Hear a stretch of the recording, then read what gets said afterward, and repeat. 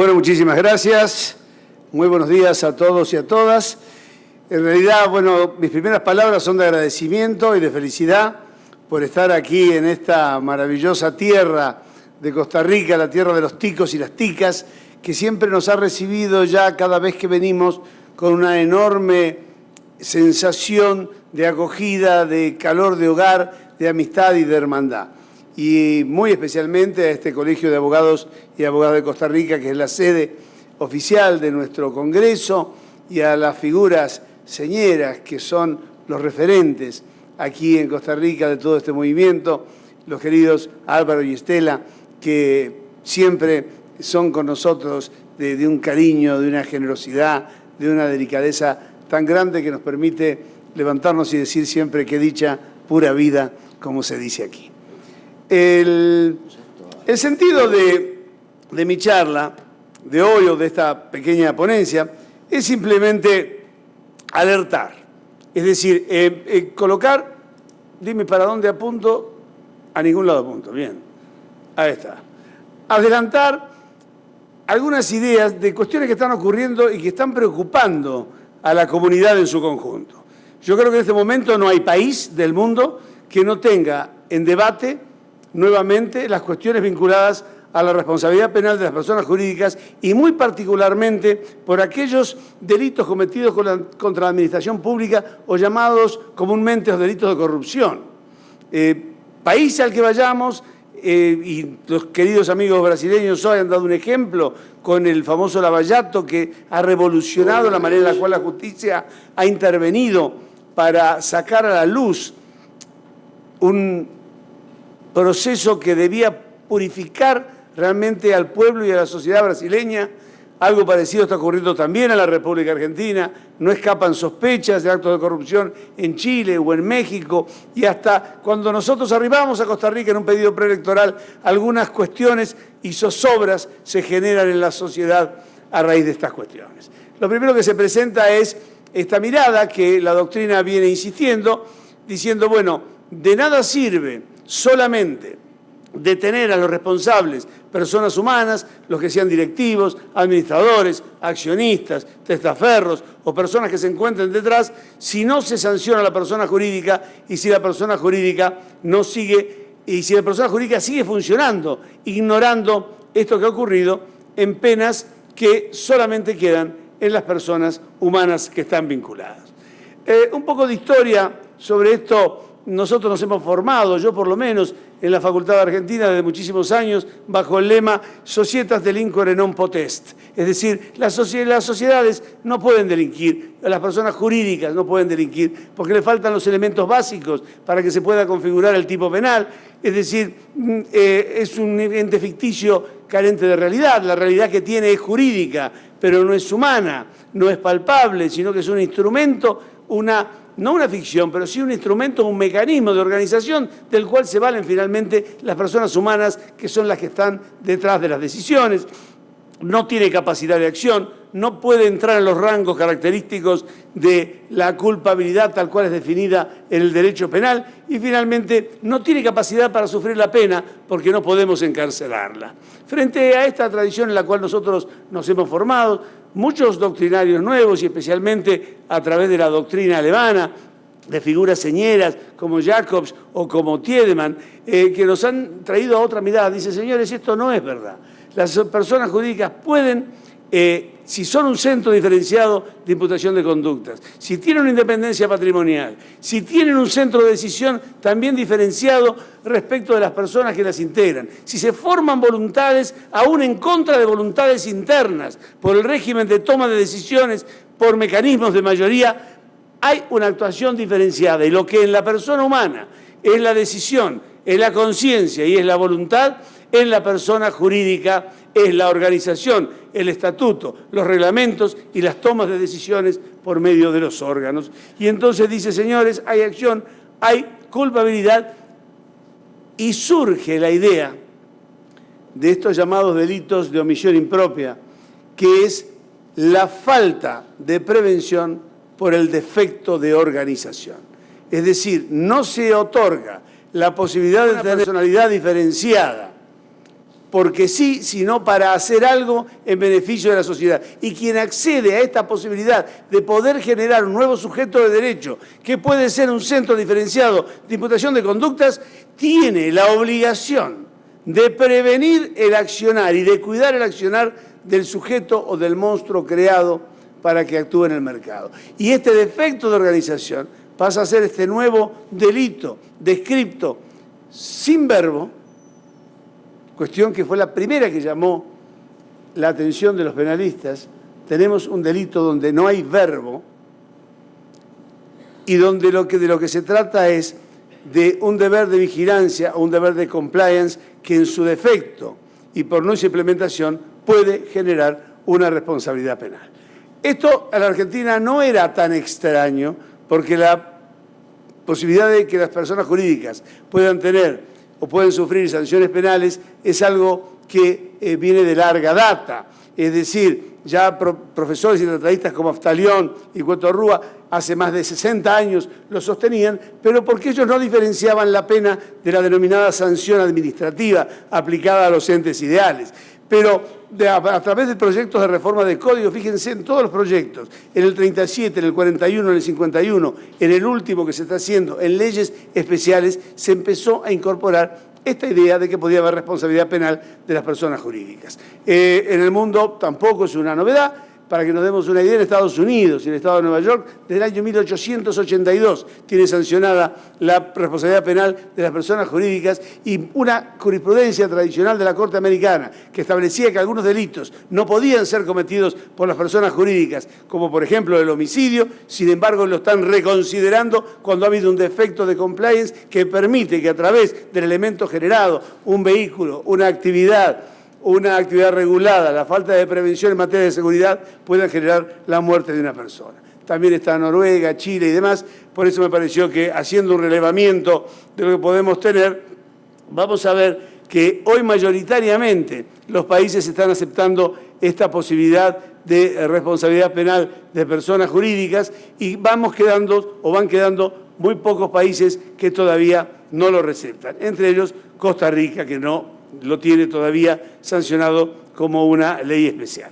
¿Qué está pasando en la Argentina? Y estas son las novedades que nos parecen interesantes para estos congresos.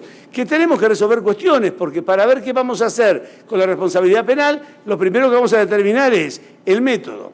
¿Qué vamos a hacer? Como hacen algunos países, como hace Francia, como hace Estados Unidos, lo vamos a incorporar en el Código General en un régimen donde todos los delitos, salvo algunos muy particulares, por ejemplo aquellos que conservan el delito de adulterio, no lo podría cometer una persona jurídica, pero digamos, vamos a generar un régimen general para todos los delitos o solamente vamos a recurrir a leyes y normas especiales. Bueno, en esto tampoco hay unanimidad, hay países que han determinado incorporaciones generales y hay países que prefieren hacerlo en cada caso particular con leyes especiales.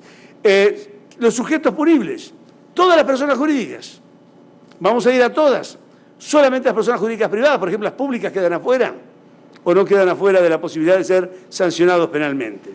¿Solo algunos de las personas jurídicas privadas o no? ¿Y qué penas les vamos a aplicar? Solamente sanciones económicas, prisión no, pero vamos a establecer la disolución de la sociedad, el cese de las actividades, la pérdida de los subsidios. ¿Cuál va a ser la pena que finalmente se le va a aplicar?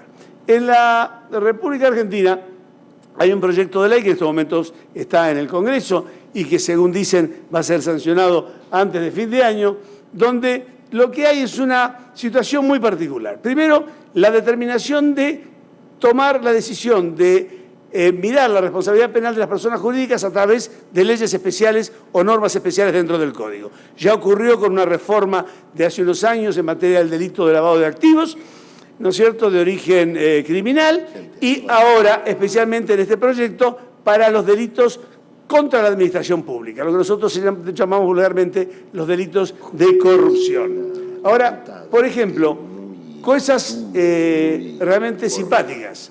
La primera de ellas, el proyecto de ley, curiosamente, solamente trata a las personas jurídicas privadas. Las personas jurídicas públicas estarían fuera de la responsabilidad penal.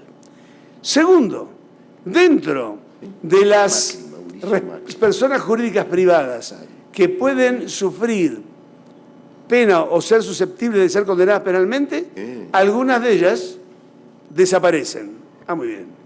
Algunas de ellas desaparecen. Que murió, pero muy bien. ella está ahí ¿Soy yo? No. ¿El Señor me está hablando? Oh, no, por eso. Yo digo una cosa mística. Siento una voz que me habla. Habla, hijo mío, habla. Llévales la verdad. Bueno, el Evangelio de hoy es justamente eso. La semilla de mostaza o de grano de trigo, que son pequeños y que leuda y hace crecer. Entonces, crezcamos todos a través de esto. Bueno, con la iluminación del Señor. Por ejemplo, curiosamente, se excluyen a las obras sociales, se excluyen los sindicatos, se excluyen los partidos políticos, se excluyen muchas personas jurídicas privadas y se mantienen solamente aquellas que están vinculadas al mundo empresario. Y solamente para algunos delitos, para aquellos contra la administración pública, es decir, que son el delito de cohecho, tráfico de influencia, malversación de caudales, negociaciones incompatibles con el ejercicio de funciones públicas, exacciones ilegales, fraude en perjuicio de la administración pública y cohecho transnacional. La conducta típica punible es el defecto de compliance, la omisión de tomar los cuidados necesarios para evitar que la persona jurídica pueda cometer un delito. Es decir, la obligación de evitación, el no haber tomado los recaudos que la ley tampoco define tanto y que se limitarían, en principio, a generar una suerte de programa de compliance con un oficial a cargo de este programa. Y si yo tengo el programa, en principio esto podría llevar a una inversión de la carga de la prueba y podría permitir mostrar mi inocencia en el caso que se cometa el delito si yo he implementado este programa y el programa implementado, que no nos dice tampoco cómo puede ser, porque la ley lo señala solamente como un programa indicativo, pero tiene que servir para prevenir, para detectar, para corregir y para poner en conocimiento los ilícitos o los hechos que puedan tener esta cuestión. Hay una serie de normas que están en la ponencia que puede tener este programa, que el Código de Ética de Conducta, los procedimientos, la privacidad, una serie de cosas más, sistemas de investigación, es decir, una cosa sugerida para un verdadero programa que incluso abarca a pequeñas y medianas empresas, que no quedan excluidas de tener que tener este programa. Las penas, y esta es la alerta fundamental, miradas desde el derecho penal y generada esta norma por penalistas, desconocen absolutamente que la empresa, y de esto voy a hablar un poco mañana, cuando me toque mi charla, mi conferencia, ya no es más una estructura formal del empresario como si fuera una propiedad, sino que es un subsistema dentro de un sistema social más amplio. Entonces, cuando queremos sancionar a la empresa y decimos suspensión de actividades, resulta que delinquió la empresa y nosotros estamos afectando a los trabajadores que los dejamos sin trabajo, a los consumidores que no tienen más garantía de sus productos, que no tienen más repuestos, que pierden valor de reventa, afecto a la paz social porque terminan tomando la fábrica para que no cierre, porque los directivos no cumplieron con el programa de prevención. Suspensión del uso de patentes y marcas. La llevo al concurso preventivo o a la quiebra si no puedo usar las patentes y las marcas, cuando hoy básicamente son los intangibles más importantes y los activos que permiten el desarrollo y la generación. Pérdida de beneficios y subsidios, podría ser. Suspensión. Cancelación de la personería jurídica. Señores, en la República Argentina no hay cancelación de personería jurídica porque no hay otorgamiento de personería jurídica, porque hace muchísimos años, y se ha ratificado con este código, la personalidad jurídica o la personalidad jurídica no se adquiere por un acto de la autoridad, sino por la sola voluntad de las partes a través o bien de la celebración del contrato o por una declaración unilateral de voluntad. Y también se pierde por las causales establecidas por la ley. Y en la extinción final, con la inscripción de la cancelación de la registración. No hay nadie quien podrán no permitirle seguir funcionando si es una fundación o una asociación civil, pero nunca quitarle la personalidad jurídica, lo cual esta es una sanción que no podría corresponder. Y después, la graduación del criterio, que queda en manos del juez ver exactamente cómo se va a aplicar esto en función de la participación.